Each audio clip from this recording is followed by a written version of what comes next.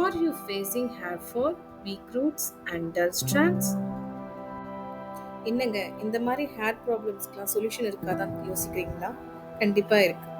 Meet பிங்க்ராஜ், king of ஹெர்ப்ஸ்ன்னு சொல்லுவாங்க. ஏன்னு தெரிஞ்சுக்கலாமா?